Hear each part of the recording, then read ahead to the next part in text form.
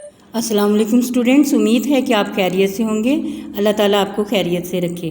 जी बच्चों, हमने पिछले लेक्चर में सबक नंबर 3 काहली सर सैयद अहमद ख़ान का मज़मून था जो हमने पढ़ा।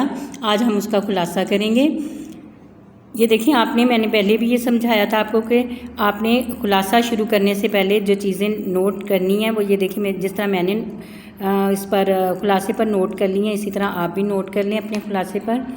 और ये अपने नोट्स खोलें, उसमें जहाँ खुलासा दिया हुआ वहाँ पे ये चीज़ें नोट कर लें। ये लिखनी है आपने, और किस तरह लिखनी है ये देखिए, मैंने पिछली दफ़ा आपको बताया था।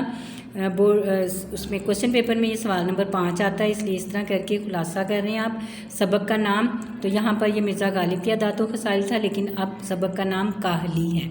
मुसन्निफ़ का नाम है सर सैयद अहमद ख़ान, यानी यहाँ पे मौलाना अल्ताफ़ हुसैन हाली इनके मुसन्निफ़ थे, लेकिन काहली के मुसन्निफ़ हैं सर सैयद अहमद ख़ान।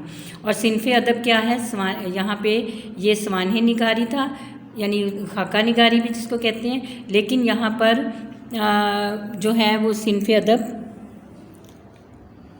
मज़मून निगारी है।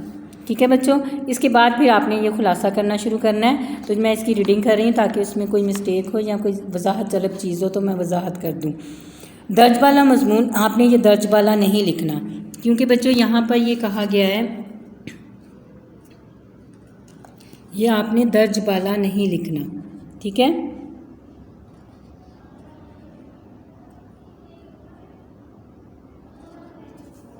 बल्कि इसकी जगह आपने लिखना है कि ये सबक, और फिर काहली को इन्वर्टेड कॉमास में लिखना है। ठीक है, इस तरह ये सबक काहली सर सैयद की किताब मकालात सर सैयद हिस्सा पंजम से लिया गया है। सर सैयद ने उर्दू में मज़मून की सिन्फ को रिवाज दिया। अब बच्चों, अगर आप यहाँ पर माखज़ भी बताते हो ना तो ये वाला ही इसका नाम है, मकालात सर सैयद हिस्सा पंजम। माखज़ अगर एक और हेडिंग देते हो माखज़ की तो वो यहाँ पर ये आएगा।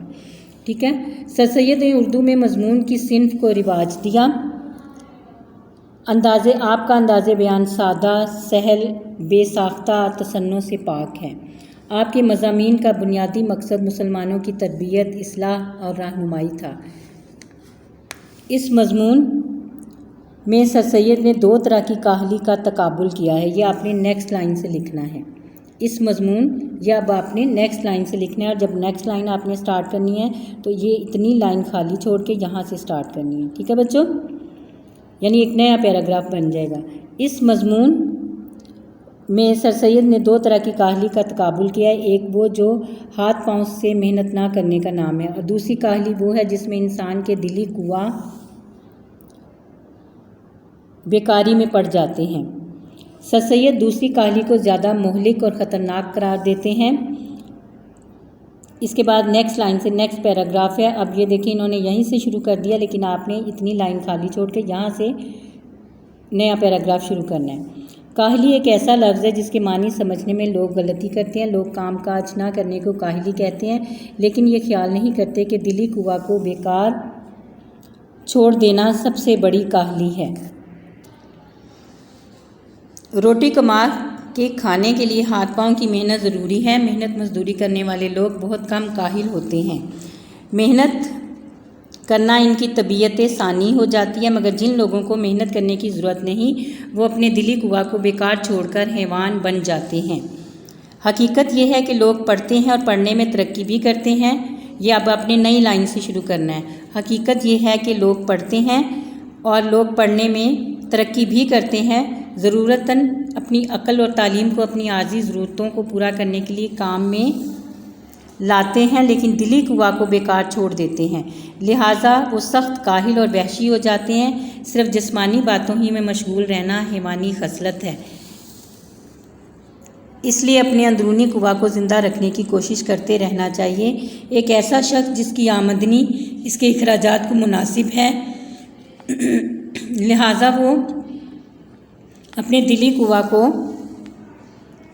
काम में नहीं लाता तो इसके आम शौक़ वहशियाना बातों की तरफ माइल हो जाएंगी और वो बिल्कुल वहशी बन जाएगा। हिंदुस्तान में, ये अब नई लाइन से शुरू कीजिएगा। हिंदुस्तान में हिंदुस्तानियों के लिए हिंदुस्तान में हिंदुस्तानियों के लिए ऐसे बहुत से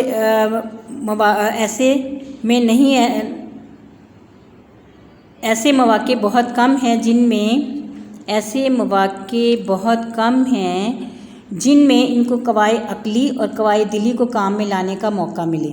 अगर अंग्रेज़ों में भी कोशिश और मेहनत की ज़रूरत और इसका शौक़ ना हो तो वो भी बहुत जल्द वहशत पने की हालत को पहुंच जाएंगे। हमारे मुल्क में जो हमें अपनी दिली कुवा और कुव्वत अक्ली को काम में लाने का मौका नहीं मिल रहा, तो यही सबब है कि हमने काहली इख्तियार की है।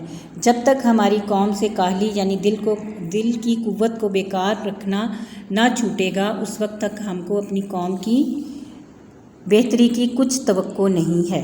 जी बच्चों, ये इसका खुलासा एंड हो गया। इसके बाद आप अगले पेज पर देखें, क्वेश्चन आंसर तो मैंने पहले ही करवा दिए थे। ये सारी एक्सरसाइज आपने सिर्फ इसको लर्निंग करनी है, इसको अच्छी तरह याद करना है। इसके बाद अब नेक्स्ट और इराब वाला क्वेश्चन अभी बिल्कुल नहीं करें, वो छोड़ दें। अब आ जाइए इक़्तिबास की तशरीह। इक़्तिबास को इबारत भी कहा जाता है, इबारत की तशरीह और सियाक़ व सबाक़। तो ये क्वेश्चन जिस तरह आता है उस तरह आपने करना है। ये मैंने पिछले भी इक़्तिबास की तशरीह में समझाया था कि आपने कौन सी चीज़ें जो हैं वो इसमें ऐड करनी है। ये देखें बच्चों, इक़्तिबास की तशरीह है तो इसमें हवाला मतन लिखकर फिर इसके बाद सबक का उन्वान और वो जो सबक जिसकी आप तशरीह कर रहे हो उसका उन्वान लिखना है, फिर मुसन्निफ़ का नाम लिखना है, फिर सिनफ़े अदब बतानी है कौन सी, फिर माखज़ यहाँ पर मैंने बताया था ना अभी आपको कि ये माखज़ क्या है। ये मक़ालाते सर सैयद अहमद हिस्सा पंजम, ठीक है बच्चों, ये माखज़ है। यानी इस किताब का नाम जो है जिसमें से ये लिया गया सबक, उसको माखज़ कहेंगे। इसके बाद ख़त कशीदा अल्फाज के मानी हैं और ये इस तरह अल्फाज मानी आपने लिखने हैं। तो ये देखें आपके नोट्स में ये बना कर दे दिया गया है, तो ये आपने इसी तरह करना है। लेकिन हवाला मतन, मुसन्निफ़ का नाम, सबक का उन्वान में ये दरमियान में इस तरह लंबी लाइन नहीं खींचनी आपने 2 डॉट लगाकर, जिस तरह ये 2 डॉट लगे हुए हैं, तो फिर आपने सबक का नाम लिख देना इस तरह, ठीक है। और इसके बाद ये ख़त कशीदा अल्फाज के मानी है, तो ये मानी मीम आइन अलिफ फा नून छोटी यानी जमा मानी की लिखेंगे और ये वाला मानी, ठीक है। इसके बाद आपने अल्फाज के मानी लिख दिए और लाइन ज़रूर लगाएं, वो खूबसूरती में इजाफ़ा करती है। उसके बाद आपने सियाक़ व सबाक़ बयान करना है। तो सियाक़ व सबाक़ देखें इस सबक में किस तरह कितनी खूबसूरती से बयान कर दिया गया है।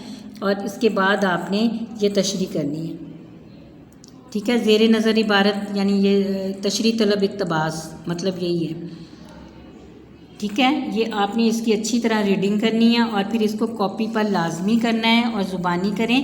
पहले इसकी रीडिंग 2-3 मरतबा कर लें, पैराग्राफ की रीडिंग करें, फिर उसके बाद इसको कॉपी पर करना है आपने। ओके स्टूडेंट्स, अल्लाह हाफिज़, विश यू गुड लक।